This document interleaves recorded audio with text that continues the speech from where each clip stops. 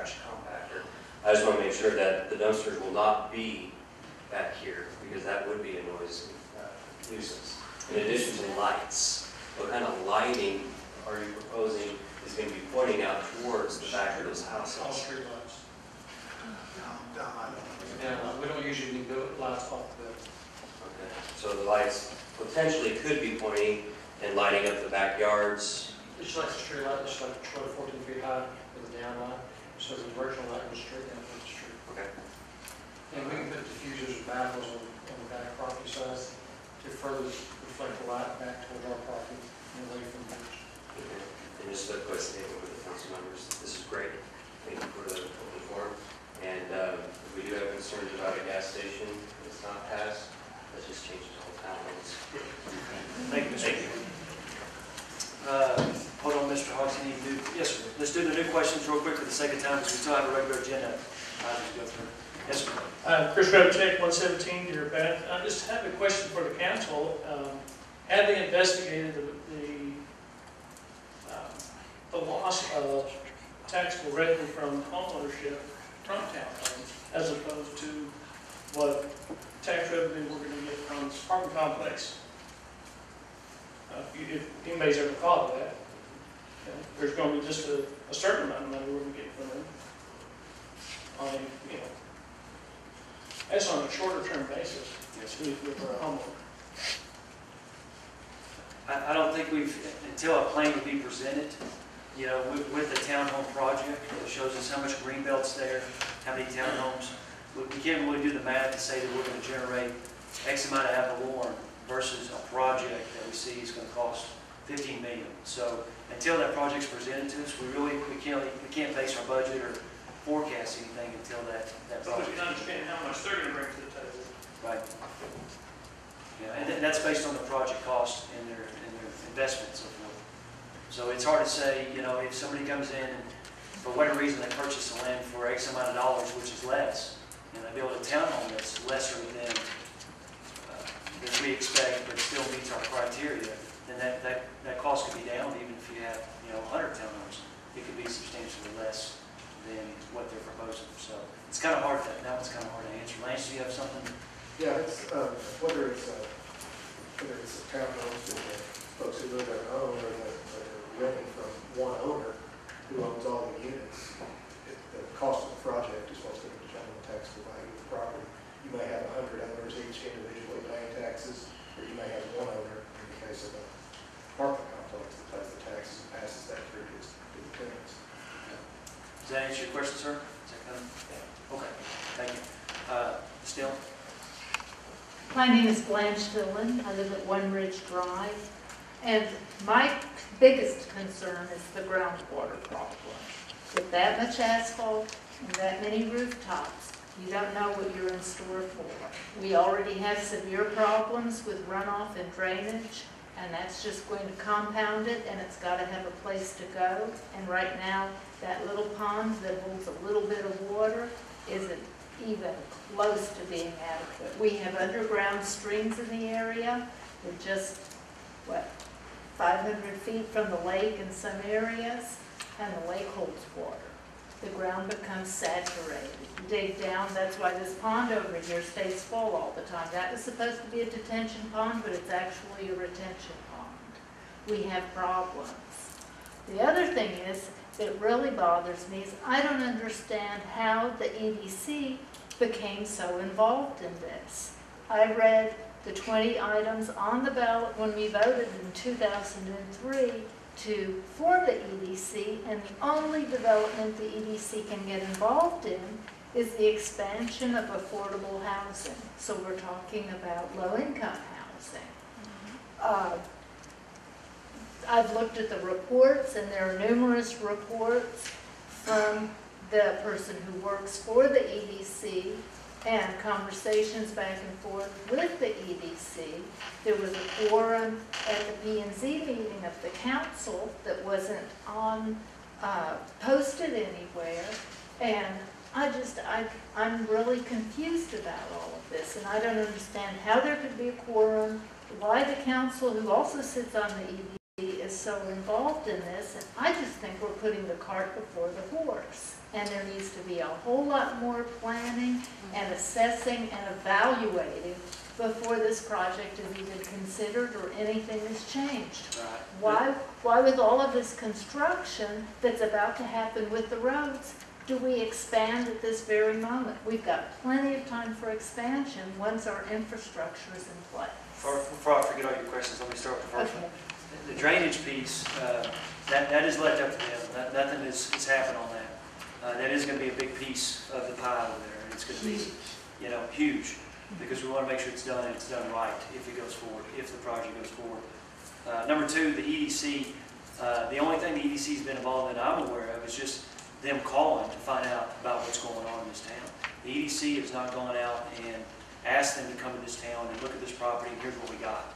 If you go on, I'm sure they mentioned earlier that the realtor is the one that brought them to this town based on the demographics and everything else that's in place and so forth.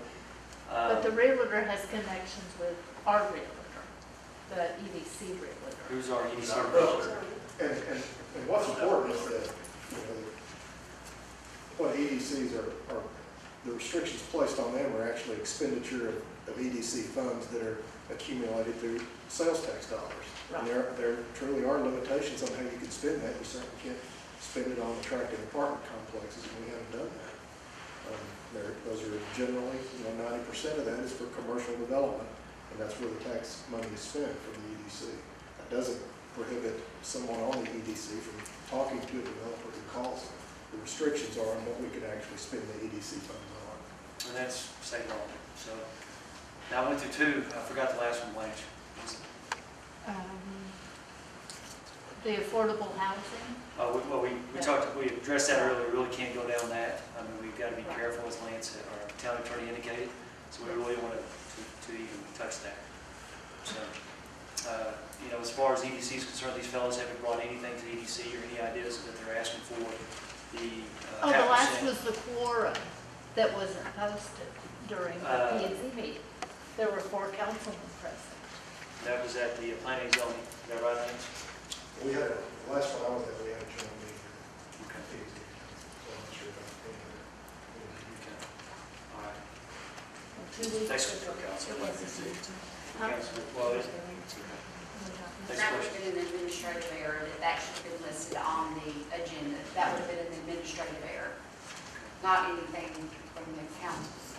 That language should have been on that agenda. Let's go with one more question for the sake of time. And Ms. Taylor, you had your hand up. Yes, John, If you would, state your, I said your name, but go ahead. yes, it's Dorcas Taylor. I don't need that, dear, thank you.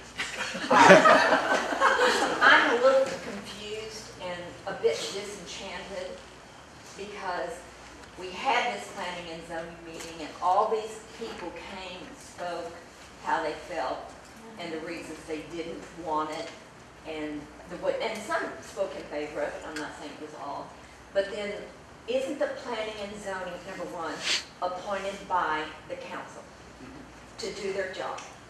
And I'm assuming that they are informed of their job and responsibility when they take that commitment, correct? So we all came and took time after work and soccer games and came here and said what we felt. And you say you are here in consideration of we the citizens, and nothing against the Hickories. It is lovely. I love granite, but it's not, from the voices that I've heard, what we feel is best for our town. And my question to you is, do you put faith in the P&Z that you appointed? And number two, I feel like this is a charade similar to the Goldfield meeting that we all came to. And you turned around in the same meeting and voted for it. And that could happen right here tonight. So all our voices that you are hearing right now that are, I would say, majority negative for the project are actually not your consideration. And that's just what I want to say, and Sure. it doesn't need to be qualified, John. Right, but just to go down, because we're open, this is a workshop. Number one, the obligation for these folks, when they come here and ask for a permit for a zoning change, it does go through the P&Z. but we're also following protocol on what happens and what we must do for them, which is to hear it again at the city council level, which is to have a public hearing, which is to have a vote on the project, one way or the other. The workshop that we're having here today is only just to get some open dialogue amongst all of us about the project. That's all this was for. We've never done this before, ever. We've done this before. This was to get that open dialogue that I felt that we didn't have when we talked about the last project, which was a public hearing and a decision. So by doing this, I just wanted it to open up. You can come and make those same remarks when we have the public hearing here in about 15 minutes. You know, but we're not going to be able to answer you back. You know, we're just going to sit up on the horseshoe and shake our heads and, you know, and everything like that. And that's all we can really do at that point. This is merely just a workshop, just to hear, to where the town attorney's going to talk, to where these folks from Humphreys are going to talk. We can all discuss the project, whether it passes or fails, and so forth. So that was merely just for that. So the appointment to the P&Z, yes, we put a high amount of confidence in their decisions on the P&Z before it ever gets to the council on planning and zoning cases. This being one of them.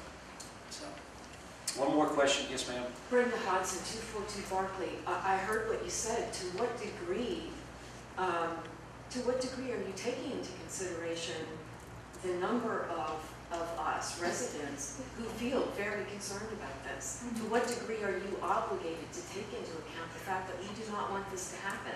And what is our recourse if indeed you vote for this to happen? Well, it's an open forum of discussion to talk about it. We know, sitting up here, that every decision that's made, 50% of the town's going to be upset about, the other 50% is not going to be upset. Sometimes the town's going to be upset, and it may be 80%. But until you qualify that number and say, that was wrong for you to make that decision, it's really tough. It puts us in a tough situation to make good decisions, good financial decisions for the town, that may impact the town 5 to 10 years from now versus what we feel is not a good project or plan for today. You know, when we discussed the comprehensive plan, that was citizens from this town, that was citizens that own land in this town, that was P&Z board members, it was city council members, discussing what we thought would look good 5 to 10 years from now. And the same thing we did 15 years ago when we said Turbyville was going to be that road in this town that was going to be the main thoroughfare to make things happen. It was going to be 4 lanes. And everything down through there was going to be commercial. We changed it. We're looking at changing this. We should be updating this plan every 2 to 3 years because the market changes, everything changes. And different people come with different ideas and different plans. So you didn't address the recourse, and I would also add, why does this decision have to be made now? I wasn't here 15 years ago. Why does this decision have to be made now? There are obviously really strong feelings, and apparently this is only a small portion of those of us who live here, but why is this decision in the hands of government? well, because these Could you repeat her question? I'm sorry. Could you repeat her question? She was asking why the decision needs to be made now, and so forth. The developers, when they come to town and they pay for the permit fee, I believe y'all pay $700, basically $700 for the P&Z and city council to hear this, right? That's a $700 non-refundable fee that they pay on whether it passes or it fails, right? So we could say, you know what, guys, you will hear on the P&Z, but we're going to wait 6 months from now to hear on the city council. I don't think that's doing our due diligence as a council or a P&Z to do that to somebody that's coming to this town. If Walmart came to us and said that, and we said, well, you know what, we'll think about it, and we'll give you an answer in 6 months, I don't think that'd be right for the people of Walmart or for the developers. If we can't make a good decision within 60 days, which is almost a block of time between P&Z and they initially came to the town and so forth, or 30 days, then how much time do you think we need to make that decision? What do you think? So recourse? Well, how much time do you think we need? If you don't like our decision, don't re-elect us. Well, I don't think. So regarding the specific feelings, it would If be. you don't like the job we're doing, don't re-elect us. That's your recourse, I guess. Well, you know, you hate to bring that up. That is, you know, we try to make the best judgment calls for the town and so forth. With that, I mean, I see a lot of hands going up. It's 8:42. We're going to go ahead and end the open meeting.